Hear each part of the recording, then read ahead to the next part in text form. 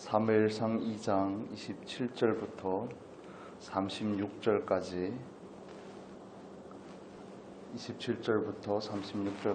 같이 읽겠습니다. 하나님의 사람이 엘리에게 와서 그에게 이르되 여호와의 말씀에 너희 조상의 집이 애굽에서 바로의 집에 속하였을 때에 내가 그들에게 나타나지 아니하였느냐. 이스라엘 모든 지파 중에서 내가 그를 택하여 나의 제사장을 삼아 그로 내 단에 올라 분향하며 내 앞에서 에봇을 입게 하지 아니하였느냐. 이스라엘 자손이 드리는 모든 화제를 내가 내 조상의 집에 주지 아니하였느냐.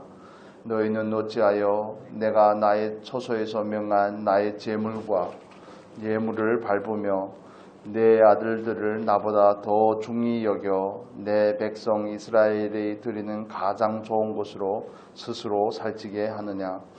그러므로 이스라엘의 하나님 나 여호와가 말하노라.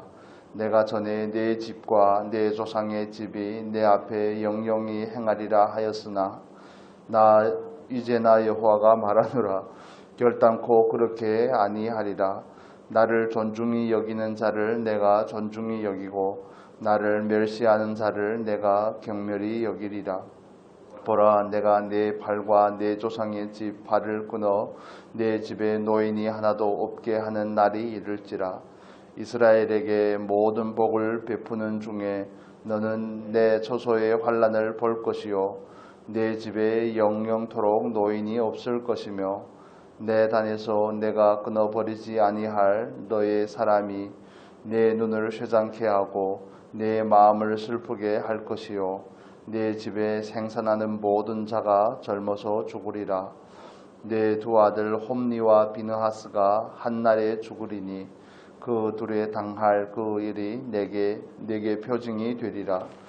내가 나를 위하여 충실한 제사장을 일으키리니 그 사람은 내 마음 내 뜻대로 행할 것이라.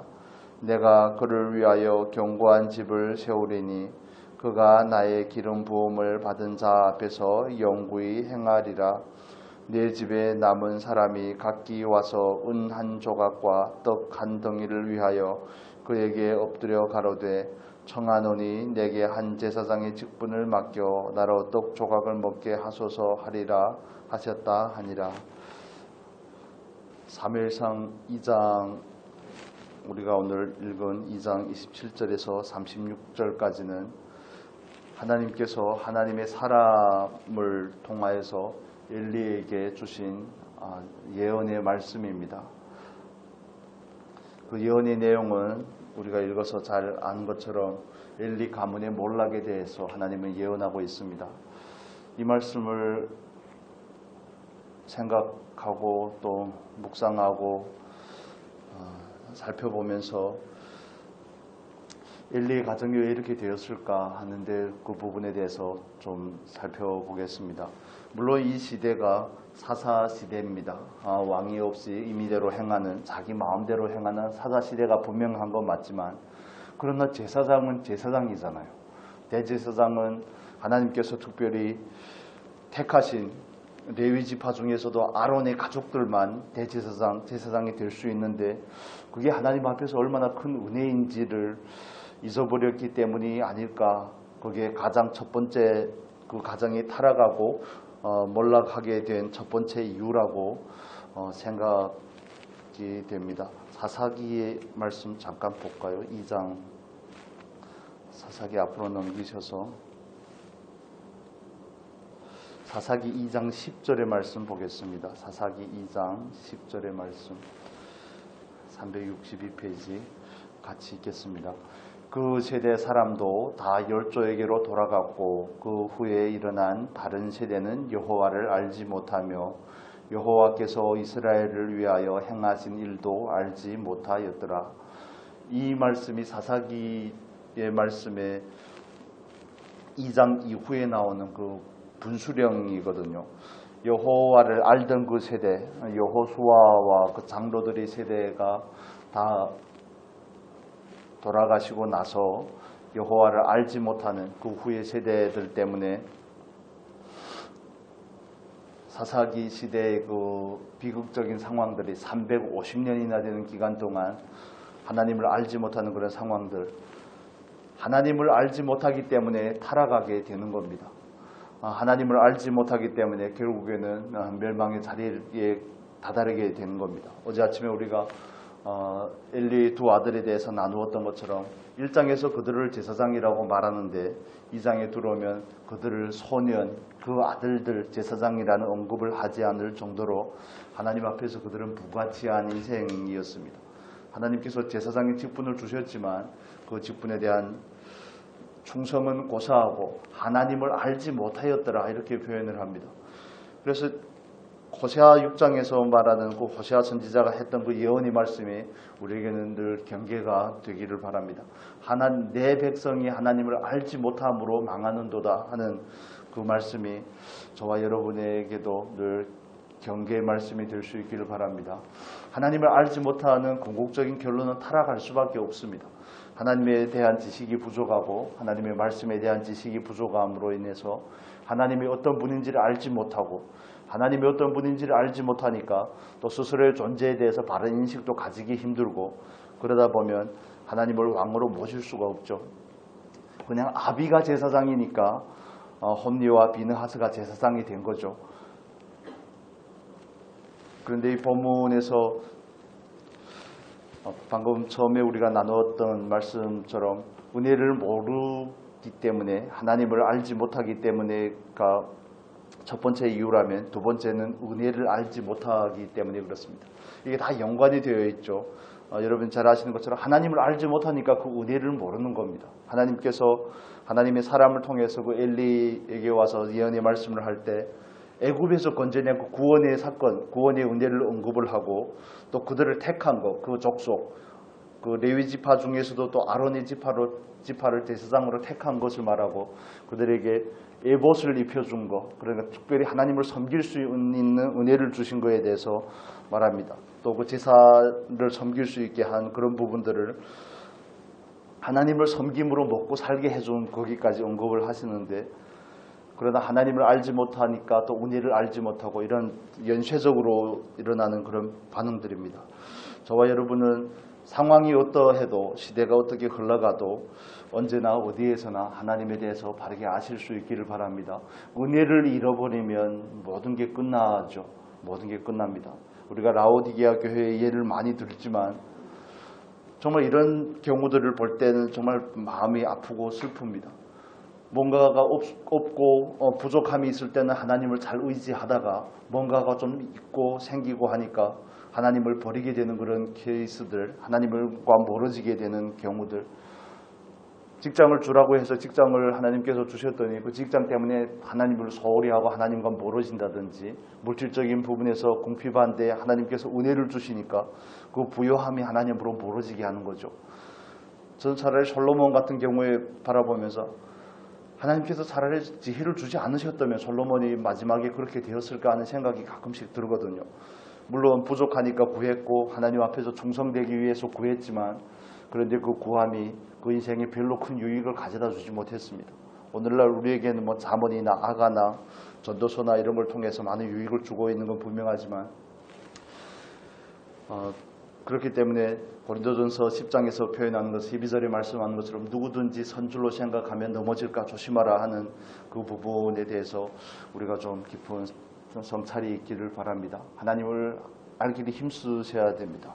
또 하나님의 은혜가 무엇인지를 조목조목 따져보는, 조금 더 깊이 아는, 그냥 뭉퉁그려서 하나님께서 나에게 은혜를 주셨지 이렇게 하면 잃어버리기 쉽더라고요. 어떤 부분에 어떤 은혜를 주셨는지, 예를 들면 구원의 은혜, 나로 하여금 우리 가문을 하나님 앞에서 제사장으로 삼아주신 거, 단에 올라 분향할 수 있는 은혜를 주신 거, 또 에봇을 입혀주신 거, 또 삶을 책임져 주신 거, 이런 조목조목을 한 그런 부분에 있어서 세세하게 우리가 하나님의 은혜 받은 사람이라는 것을 깊이 인식하고 감사할 수 있기를 바랍니다. 그 다음에 세 번째 부분은 엘리를 책망하는 내용인데, 우리 사무엘상 29절 보겠습니다. 2장 29절의 말씀에 보면 29절의 말씀 같이 읽겠습니다. 너희는 어찌하여 내가 나의 처소에서 명한 나의 제물과 예물을 밟으며 내 아들들을 나보다 더 중히 여겨 내 백성 이스라엘에 드리는 가장 좋은 것으로 스스로 살찌게 하느냐. 정말 이런 경우는 정말 짠한 경우입니다. 제사장이 되었는데 사무엘상을 제가 읽다가 여러분들 발견하시는 부분이 있죠. 왜 아버지가 대제사장이고 사무엘도 그렇죠. 마지막 사사인데 사무엘의 아들들은 아버지의 길을 가지 아니하였더라 이렇게 또 표현을 합니다. 자식에 대한 부분이 쉽지 않은 것은 분명하지만 그러나 이 부분에 있어서 엘리를 책망하는 부분은 아들들은 나보다 더 중히 여겨. 이건 두 번째 주제와도 연관이 됩니다. 은혜를 주셨더니 그 은혜 때문에 오히려 하나님과 멀어지는 것. 엘리에게 이런 아들이 없었다면 아들들을 아버지보다 더 귀하게 여겼을까 하는 이런 질문이 또 드는 부분입니다. 내 아들들을 나보다 더 중히 여겨. 엘리 아들들이 했던 그런 하나님 앞에서 저질렀던 그런 죄들이 반복적이고 습관적인 것임에도 불구하고 엘리는 아들들에 대해서 그렇게 책망하고 단호하게 하지 않는 그런 모습을 우리가 이 장에서 볼 수 있습니다. 그래서 이 부분에 있어서 두 번째 주제와 연관을 시켜서 나는 하나님께서 나에게 주신 것을 하나님보다 더 소중하게 여기려고 하지 않는지 그런 부분들을 우리 안에서 좀 살펴보시면 좋겠습니다. 제가 중국에서 가정교회를 하고 지도자들 그런 부분 또 성경 같이 공부하고 하면서 느낀 점이 있습니다. 중국은 79년부터인가 한 30년 동안 수십 년 동안 산하 제한이라는 정책을 했죠. 한 사람만 낳는 겁니다. 자녀를 한 명만 낳고 한 명만 키우는 걸. 그러다 보니까 모든 관심이 초점이 자녀들에게 가 있습니다. 그래서 교회에서는 자녀 문제를 언급하는 것이 얼마나 조심스러운지 자녀를 하나님보다 더 중하게 여기지 말아야 된다고 말해도 꿈쩍도 하지 않습니다. 그런 경우들이 좀 어떻게 보면 비참한 경우죠. 하나님께서 엘리에게 책망을 하는 것도 이 내용은 우리가 잘 아는 그 주제와 연관이 되어 있습니다. 아들들을 나보다 더 중하게 여기는 것은 은혜의 목적을 잃어버린 겁니다. 아들을 준 것은 대를 이어 제사장을 삼고 하나님을 섬기기 위해서 아들을 준 건데 아들만 사랑하라고 준 것은 아니다 그 말씀입니다. 그래서 이런 부분들이 우리를 함정에 빠질 수 있게 하는 그런 위험 요소들임을 우리가 인지할 수 있기를 바랍니다. 은혜를 구했더니 그 은혜가 오히려 독이 되는 경우 이런 경우들 우리가 많이 찾아보기 때문에 그렇습니다. 그 다음에 30절의 말씀의 마지막 부분에 보면 나를 존중히 여기는 자를 내가 존중히 여기고 나를 멸시하는 자를 내가 경멸하리라 이렇게 또 말씀을 합니다. 저 하나님과의 관계에 대해서 이거는 말씀을 하는 부분이죠. 엘리의 가족들이 엘리의 가정이 몰락하게 된 이유는 그들이 하나님을 하나님으로 대접하지 않았기 때문에 그렇습니다. 여호와의 제사와 제물을 멸시했기 때문에 오늘날로 표현하면 그냥 예배라고 이렇게 표현할 수 있겠습니다. 그래서 우리가 하나님을 향해서 하나님을 나의 주인으로 삼고 그분을 존중한다는 것이 어떤 것인지 우리가 이 말씀을 예를 들어서 깨달으면 나의 지금의 상황 가운데서 내가 처한 이 상황 가운데서 하나님을 존중하게 여기는 것이 무엇인지 우리는 좀 적용을 해볼 필요가 있습니다. 저도 이 질문을 저에게 스스로 질문을 하고 제 안을 살펴보지만 나는 하나님을 어떻게 해야지 존중하게 하는 것인지에 대해서 나름대로 조금씩 깨닫고 그것대로 행하고자 하는 그런 부분들, 실천하고자 하는 그런 부분들이 있습니다. 정말 이건 구체적인 실천이 될 수 있기를 바랍니다. 하나님에 대해서 아는 것, 모든 것은 하나님과의 그 관계의 문제이기 때문에 우리가 하나님을 존중히 여길 때 하나님께서 우리를 존중히 여깁니다. 이걸 우리가 갈라디아서 6장의 표현대로 하면 시문대로 거두는 것입니다. 가고 오는 것이 그 관계인 것이죠. 결론적으로 말씀을 드리면 존중하지 않는 자를 하나님께서 존중하지 않는다는 것은 죄를 범하면 궁극적으로 심판이 무조건 따른다는 그 원리를 우리에게 또 말씀해주고 있습니다. 잠언서에 말씀하는 것처럼 악인들에게 재앙이 속히 임하지 아니하므로 악을 행하기에 담대하다는 거죠. 이 시대도 마찬가지인 것 같습니다.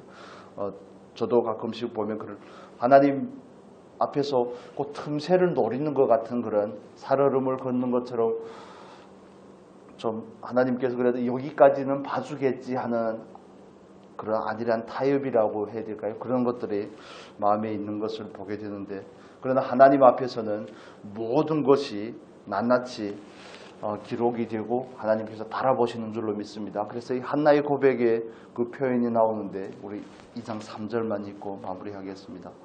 2장 3절 같이 볼까요? 심히 교만한 말을 다시 하지 말 것이요 오만한 말을 너희 입에서 내지 말지어다. 여호와는 지식의 하나님이시라 행동을 달아보시느니라.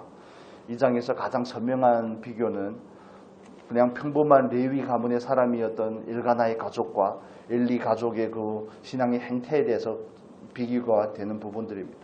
한나는 한 여인임에도 불구하고 하나님에 대한 지식이 얼마나 깊고 풍성한지, 그러나 그와 반대로 제사장인 엘리의 가족들은 하나님을 알지 못하더라가 큰 비교점입니다.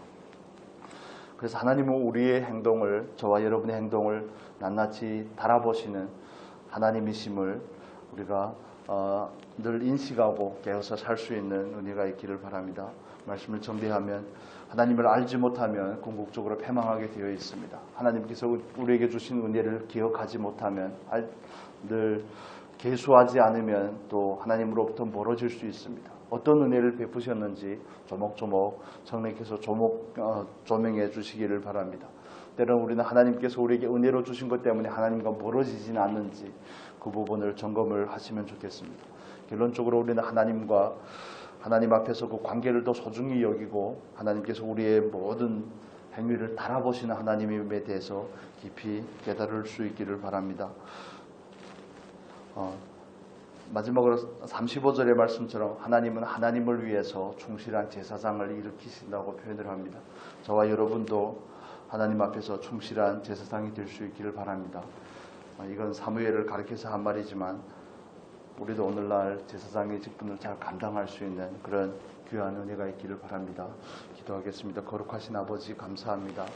이 아침에 또 우리에게 하나님의 사람이 엘리에게 했던 그 예언의 말씀으로 우리에게 은혜를 주심을 감사합니다.